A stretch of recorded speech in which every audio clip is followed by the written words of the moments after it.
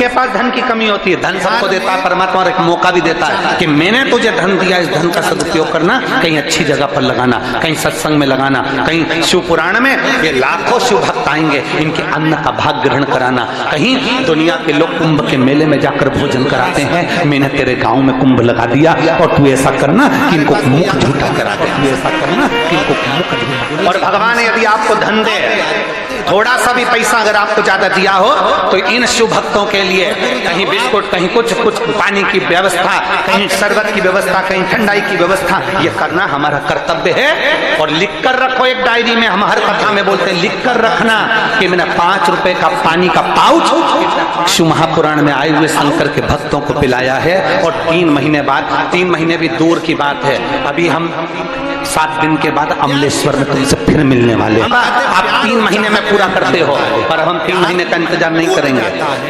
22 तारीख को कथा पूरी होगी, 27 को हम कथा में पहुंचेंगे। उससे पहले पत्र हमारा व्यासपीठ पर पहुंचना चाहिए। इसको समझना थोड़ा कि गुरुजी बार बार बोलते हैं कि मंदिर में जाकर जल चढ़ाओ, मंदिर में जाकर पूजन करो, मंदिर में जाकर पशुपति व्रत करो, मंदिर में जाकर आराधना करो, मंदिर में जाकर भगवान शंकर को बेलपत्र चढ़ाकर खाओ, मंदिर में जाकर दुर्वा चढ़ाकर खाओ, मंदिर में जाकर भगवान को जल समर्पित करो। गुरुजी ये क्यों नहीं कहते कि घर में शंकर जी का शिवलिंग है तो उसकी आराधना कर लो, घर में जो शिवलिंग विराजमान है उसका पूजन कर लो, उस पर चढ़ी हुई बेलपत्र खा लो। मंदिर का ही वर्णन क्यों?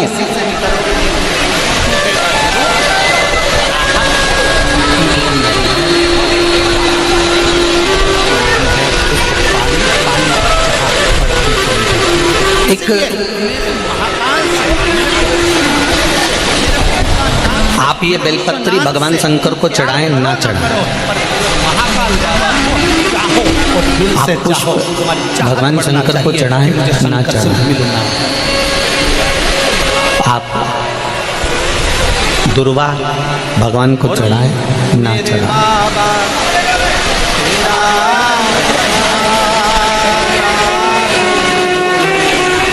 मंदिर में जो शिवलिंग होता है,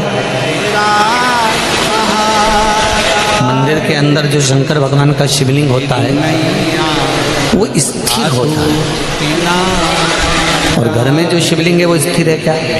उसको तो तुमने उठाया, उठा के थाली में रखा, स्नान कराया, वापस बिठा दिया।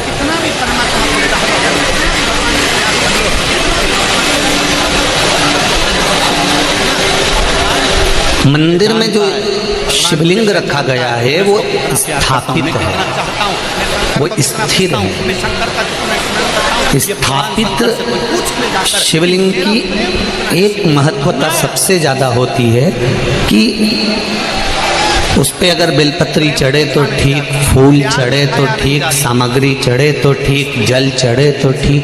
उसकी सबसे बड़ी महत्वता होती है कि जितने लोग उसका दर्शन करते हैं उनकी दृष्टि ही जब भगवान पर चढ़ जाती है तो वो शिवलिंग सिद्ध होता चले जाता है और उसका फल हमें अधिक मिलता है।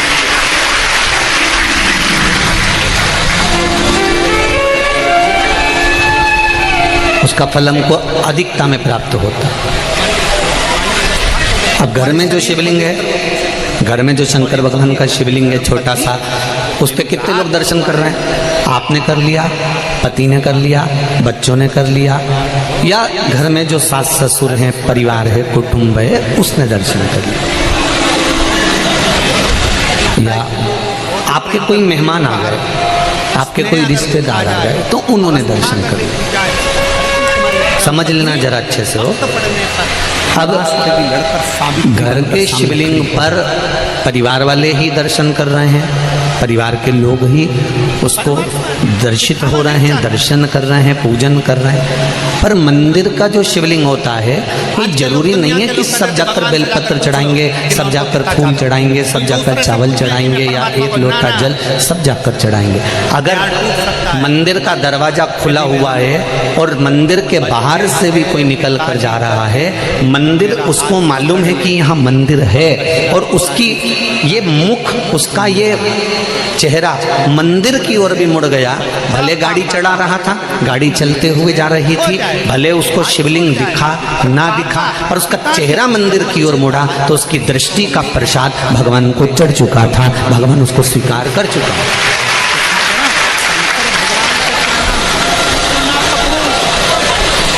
तेरे मंदिर में आना मेरा काम है और मेरी बिगड़ी बनाना तेरा काम। आप उसके सामने से निकले,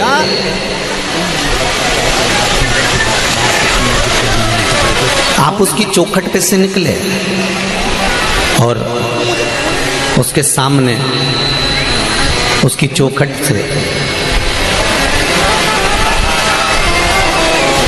जब आप निकले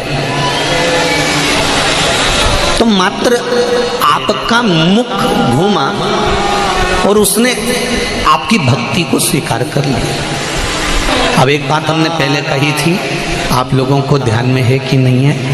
वैसे तो मुझे उम्मीद है कि छत्तीसगढ़ के लोग इतनी जल्दी भूलने वालों में से नहीं है, ठीक है? आप लोगों को सुना होगा, हमने कहा था कोई शिवलिंग जंगल में हो, एकांत में हो, जहाँ कोई नहीं जाता, बोला था कि नहीं बोला था? जहाँ कोई ना जाए, केवल शिवलिंग है, वहाँ कोई जाता ही नहीं है, वहाँ कोई पहुँचता ही नहीं है। और आप वहाँ से निकल कर जा रहे हैं और आपने वहाँ पर एक लोटा जल समर्पित कर दिया या वहाँ सफाई कर दी या वहाँ भगवान की पूजन कर ली, तो वो अधिक फलदायी होता है। उसका कारण क्या है? लिंग पुराण कहती है घर में जो शिवलिंग है उस शिवलिंग से ज्यादा बलवान होता है मंदिर का शिवलिंग। मंदिर के शिवलिंग से ज्यादा बलवान होता है तीर्थ क्षेत्र का शिवलिंग। तीर्थ क्षेत्र के शिवलिंग से ज्यादा बलवान होता है किसी नदी, सरोवर, तालाब, कुंड के पास का शिवलिंग।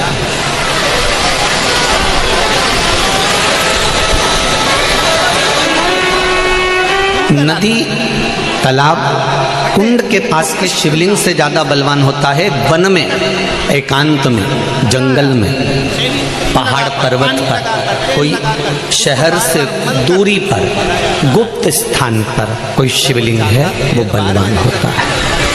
अब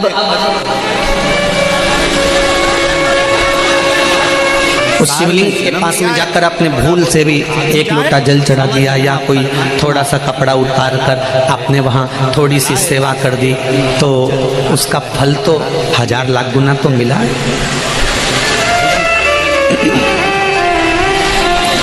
महाभारत की एक कथा है,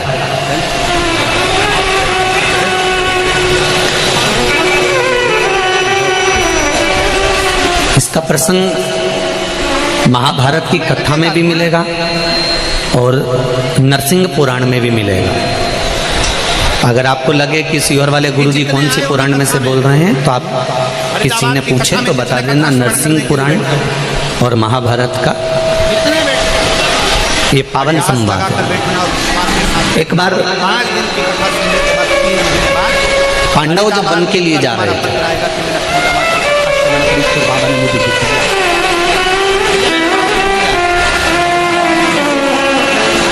और पांडव जब वन के लिए जा रहे हैं, पांडव वन की ओर प्रवेश कर रहे हैं, कुछ दिन पांडवों को वन में घूमते घूमते निकल गए।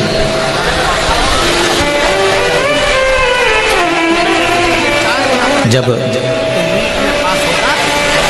पांडव वन में घूमते घूमते निकल गए तो द्रौपदी एक पात्र लेकर जल भरने के लिए जा रही थी। अब द्रौपदी जब जल लेने के लिए गई, द्रौपदी के केश खुले हुए थे, सुंदर भी थी। वहीं पर एक दैत्य अपने दोस्त के साथ जा, हमें शिव के करीब में लेकर